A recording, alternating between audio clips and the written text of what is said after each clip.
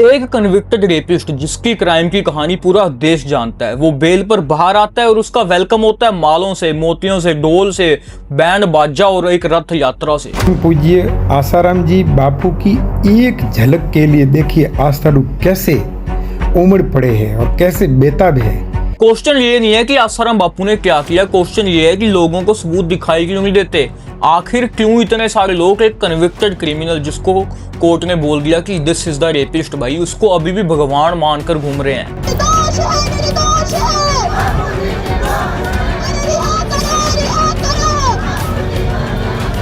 और आजकल जो इंस्टाग्राम पे खुद को मैसेंजर ऑफ गॉड बोलते हैं, वो खुद ही इस रेपिस्ट बाबा को सपोर्ट कर रहे हैं। आसाराम मेरे राम है, मेरे ठाकुर है। वो चाहे बाहर खेले चाहे भीतर खेले, वो चाहे माया का खेल खेले चाहे ब्रह्म का खेल खेले, मेरे लिए वो भगवान है। दुनिया की दृष्टि एक अलग है। आसाराम बापू उनको भी मिले नहीं है, पर वीडियो पर ही देखा है। क्या कहेंगे उनके बारे में? भगवान की सब अपनी जगह सब ठीक है। आपको पता है कितने गंभीर आरोप है उनके ऊपर? बिल्कुल आरोप है। तो कुछ कहना नहीं चाहेंगे? क्या कहेंगे, सब अपनी जगह, सब लोग अपनी जगह ठीक हो। आज की इस वीडियो में हम एग्जैक्टली यही समझेंगे कि क्यों लोग एक कन्विक्टेड क्रिमिनल को अभी भी एक भगवान का दर्जा देते हैं। मैं यहाँ पे 3-4 पॉइंट्स रखूंगा और तुमको क्लियर कट कर दूंगा कि क्यों लोगों के जो माइंडसेट है वो इतना गिर चुका है कि एक रेपिस्ट जिसको कोर्ट ने बोल दिया कि this is a convicted rapist, उसको अभी भी 6 महीने तक की पैरोल मिल रही है और क्यों उसको लोग भगवान मानते हैं। सबसे पहला पॉइंट, ब्लाइंड फेथ। जब तुम किसी एक गुरु को अपने पिछले 10-15 साल से भगवान का दर्जा दे रहे हो या फिर भगवान का रूप मान रहे हो, तो जब तुमको एकदम से उसकी रियलिटी सामने आती है ना, तुम्हारा दिमाग शोक में चला जाता है कि भाई हमारे गुरु तो ऐसा कर ही नहीं सकते, ये सब साजिश है, ये सब बीजेपी या कोई सरकार करवा रही है। और जो उनका बिलीफ है वो रियलिटी से ज्यादा पावरफुल हो जाता है। जबकि हम सबको पता है कि आसाराम एक रेपिस्ट है, बट वो रियलिटी को रिजेक्ट कर देते हैं। बस उनको मानना नहीं है कि हमारा बाबा ऐसा कर सकता है। क्यों? क्योंकि वो पिछले 10-15 साल से एक आदमी को भगवान का दर्जा देकर बैठे थे। और दूसरी सबसे मेन बात है ईगो। अगर उन्होंने ये एडमिट करना पड़ जाए कि आसाराम बापू एक गिल्टी है, वो एक कन्विक्टेड रेपिस्ट है, तो उनको ये भी एक्सेप्ट करना पड़ेगा कि मैं सालों से बेवकूफ था, मैं एक फ्रॉड बाबा के पीछे लगा हुआ था। और इंसान अपनी आइडेंटिटी को तोड़ने से ज्यादा मुश्किल काम कुछ नहीं समझता कि मैं खुद पे ही क्वेश्चन उठाऊं।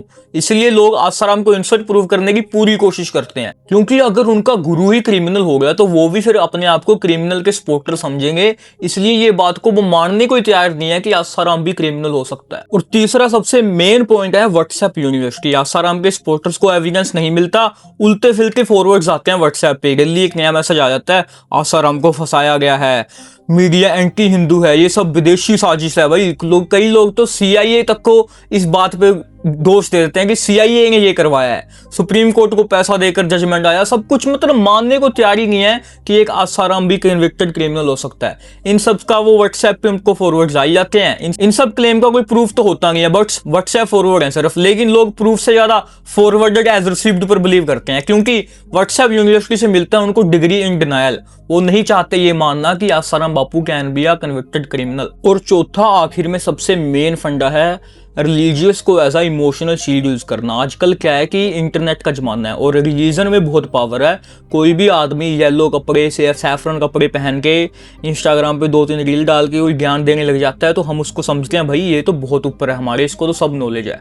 वो कोई भी हो सकता है, क्या पता कितनी नॉलेज है किसी को, कोई नहीं जानता, राइट। और जिस बंदे ने खुद बोला है कि आसाराम तो मेरे लिए राम है, उस पर भी तुम इतना अंधविश्वास कर रहे हो। भाई नाम ही ले लेता हूँ, प्रेमानंद जी, उस पर तुम इतना विश्वास कर रहे हो जिसने बोला है कि आसाराम तो राम है।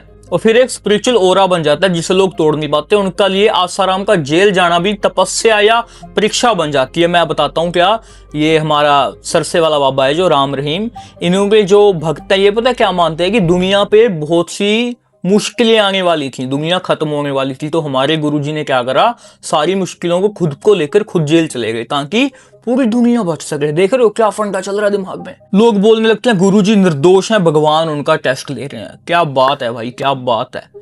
थोड़ा सा साइकोलॉजी, थोड़ा सा दिमाग का यूज करती नहीं है, और जिस एक बार उसको भगवान मान लिया उसको भगवान मान लेते हैं। मैं खुद के अपने रिलेटिव्स की कहानी बता देता हूँ। मेरी नानी जी हैं, वो अभी भी मानते हैं कि गुरुमीत राम रहीम जो सरसे वाला बाबा थे कि वो भगवान परीक्षा ले रहा है उनकी, ऐसा कुछ ही मानते हैं वो भी।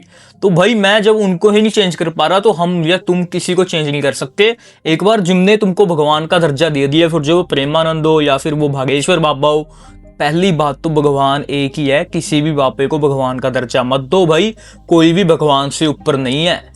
तो ये रीजन है कि आसाराम जैसे कन्विक्टेड रेपिस्ट को भी लोग भगवान की तरह ट्रीट करते हैं। जब बिलीफ, ईगो, ग्रुप मेंटालिटी और मिस इन्फॉर्मेशन एक साथ मिल जाते हैं तो ट्रुथ की आवाज बहुत कमजोर पड़ जाती है।